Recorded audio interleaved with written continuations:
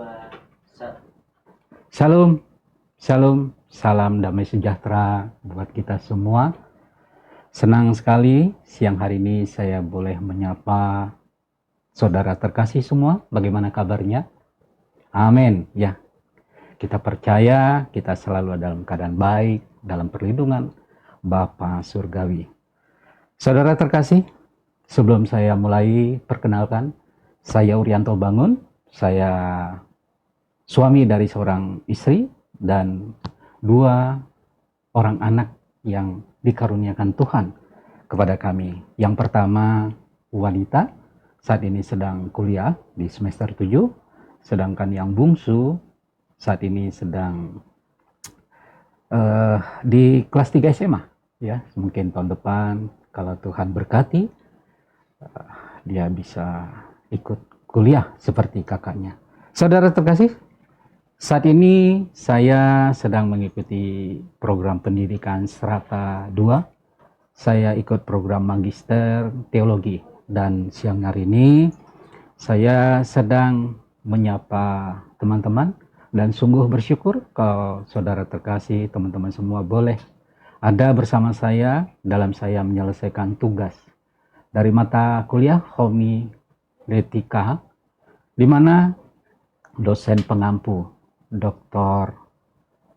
Diki W. Kansil, Magister Teologi, menugaskan kepada kami untuk membuat khotbah sebagai tugas akhir dari mata kuliah homiletika. Saudara terkasih, saya diberi tugas untuk membuat khotbah yang diambil dari Kitab Keluaran 1 ayatnya yang pertama. Saya bacakan buat kita semua. Inilah nama para anak-anak Israel yang datang ke Mesir bersama dengan Yakub. Mereka datang dengan keluarganya masing-masing. Saudara terkasih, kalau kita perhatikan bahwa Kitab Keluaran ini mencatatkan satu peristiwa yang sangat bersejarah. Bagaimana bangsa Israel ini datang ke Mesir karena pada saat itu di tanah Kanaan terang terjadi kelaparan. Jadi Tuhan melalui Yusuf ini menjadi perpanjangan tangan untuk memeliharakan satu bangsa pilihan Allah. Mereka dibawa ke Mesir dan kita tahu nanti mereka tinggal di tanah Goshen. Saudara terkasih, yang menjadi topik utama khotbah. Saudara terkasih, khotbah ini saya beri judul Allah mengenal nama anak-anaknya. Ya, bagaimana dicatatkan di Alkitab bahwa pada saat datang ke Mesir,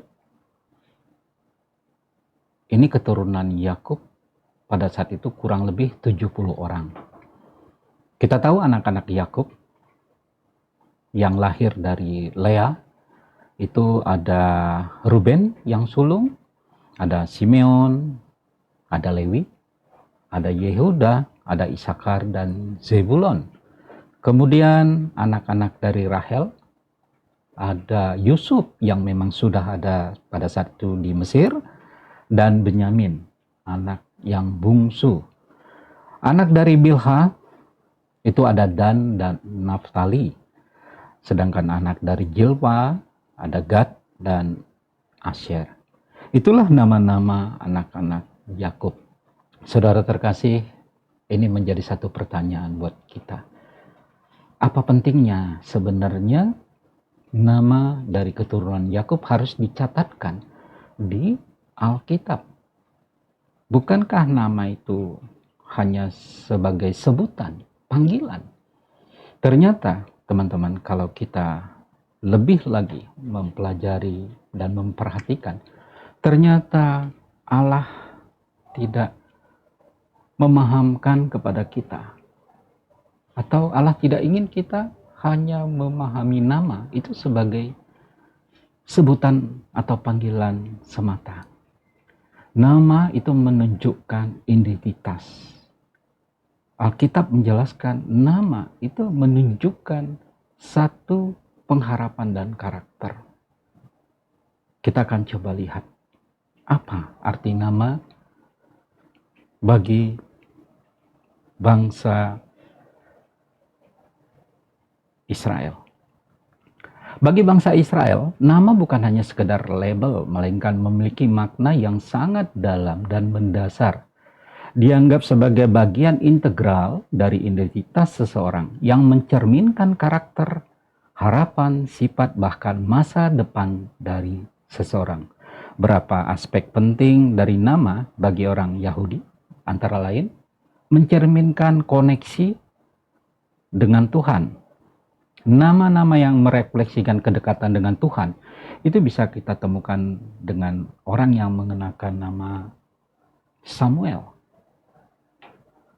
Samuel itu artinya Tuhan Maha Mendengar. Kita tahu bagaimana Hana itu begitu merindukan lahirnya seorang anak dalam perkawinannya.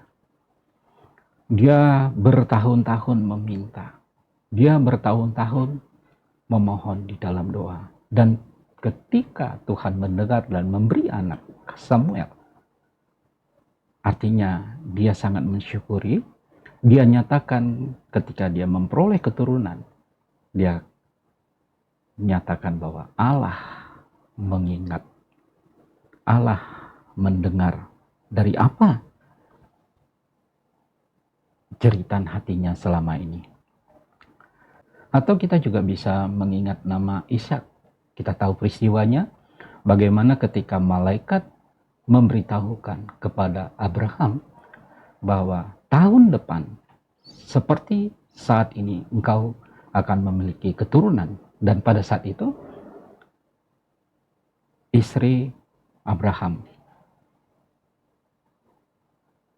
Sarah, mendengar dari balik tenda dan dia tertawa.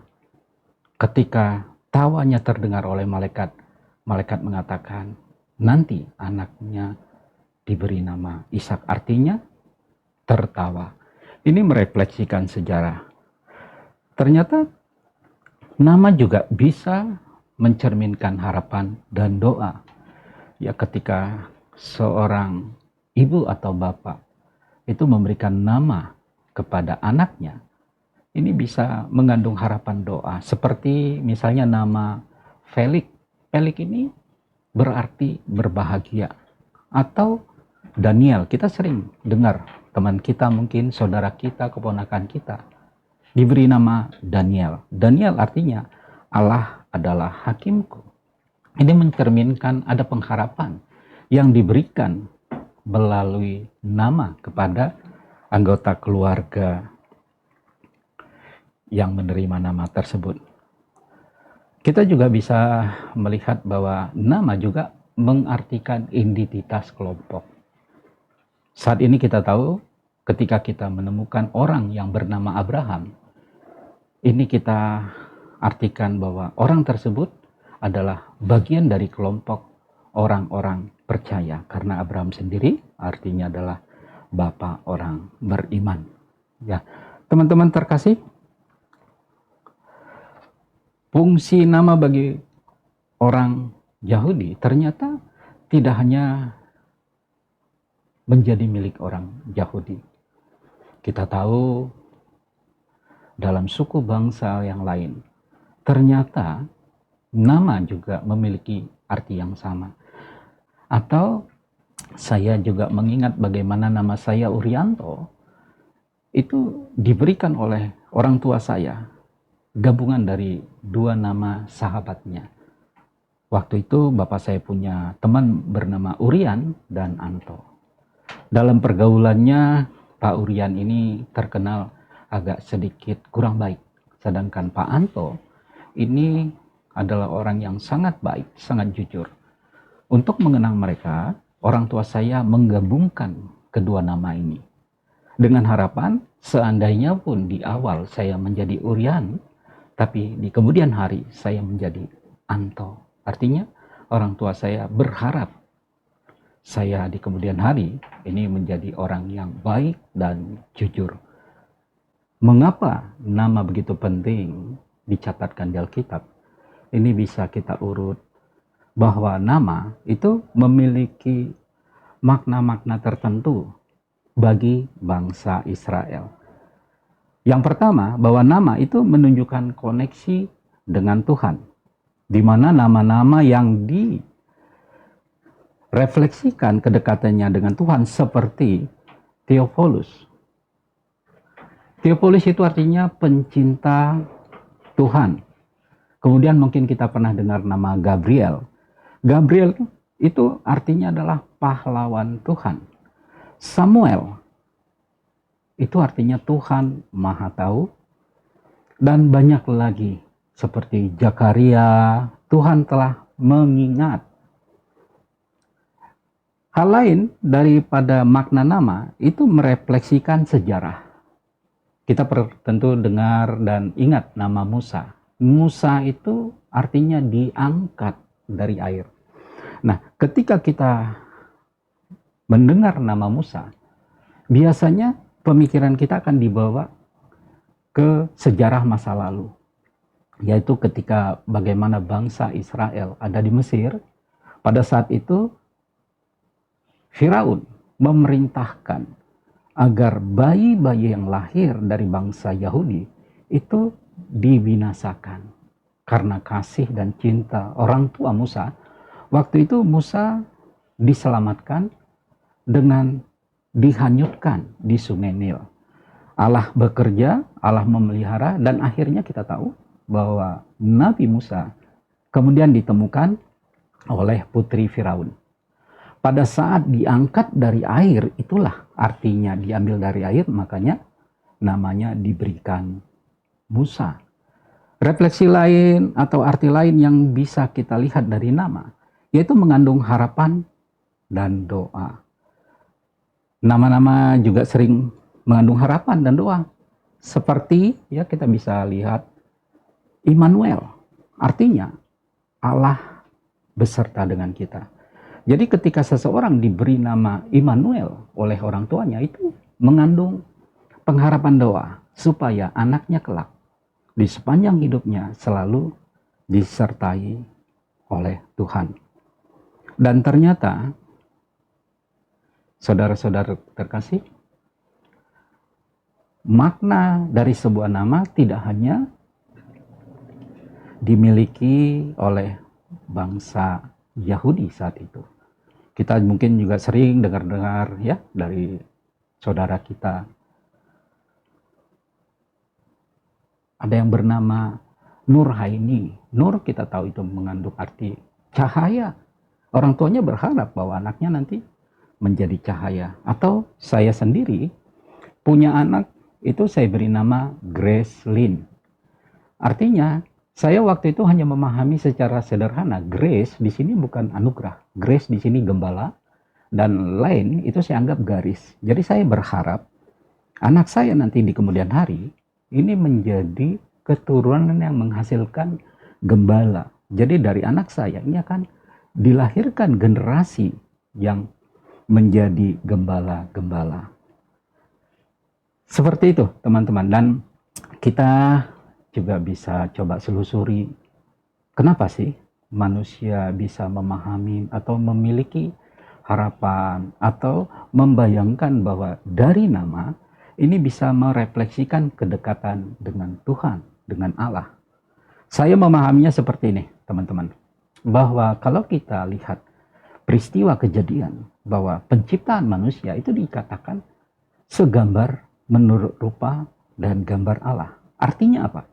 Artinya bahwa kita diciptakan ini oleh karya Allah yang di dalamnya ada unsur-unsur yang bersifat ilahi. Dan kalau kita menarik garisnya lebih lagi, kita dapatkan benang merah. Ternyata kita bisa melihat, bisa menemukan Allah sendiri itu sangat memperhatikan nama. Kita ingat tentunya ketika Musa ada di Gunung Sinai. Dia mengenal Allah yang waktu itu disebut dengan nama "Aku adalah Aku". Atau kita juga sering dengar ya, Alkitab menjelaskan bahwa Allah itu sering disebut Jehovah Jireh, Allah itu disebut Jehovah Nisi, dia sering disebut Immanuel, dan banyak lagi. Ternyata Allah sangat memperhatikan nama. Dan kemudian teman-teman terkasih, kita tahu bahwa Mesias sendiri ketika belum lahir, namanya sudah dipersiapkan. Ketika saatnya tiba, Maria harus memberi nama Yesus kepada juru selamat yang akan lahir. Atau kita juga bisa mengingat bagaimana Elizabeth itu harus memberi nama anaknya Yohanes. Hal ini kembali mengingatkan kita bahwa Allah sangat memperhatikan nama. Ya, saudara terkasih, sebagai penutup, saya akan akhiri khotbah hari ini bahwa baiknya kita, harusnya kita di dalam memaknai nama ini harus sungguh-sungguh, terlebih ketika kita memberi nama kepada anggota keluarga kita, mungkin itu anak atau cucu. Hendaklah nama yang kita berikan itu bisa memberikan berkat. Atau nama yang kita berikan itu mengingat identitas bahwa kita adalah umat tebusan. Atau nama itu bisa menjadi sarana pendidikan. Artinya ketika kita memberikan nama tersebut, pemilik nama tersebut bisa mengingat bahwa namanya mengandung makna tertentu. Misalnya namanya kita beri nama Dorcas. Dorcas itu menggambarkan seorang yang baik hati, yang gesit, yang lincah, yang murah hati. Atau mungkin kita memberi nama dengan nama anak pertama dari Yakub, Ruben. Ruben itu artinya cekatan, sikapnya ramah, dan hatinya baik. Dan yang paling penting, kita tahu bahwa nama yang kita berikan kepada anggota keluarga kita itu mencerminkan identitas kita sebagai warga kerajaan surga. Demikian, saudara terkasih, sampai di sini Tuhan Yesus memberkati kita semua. Shalom.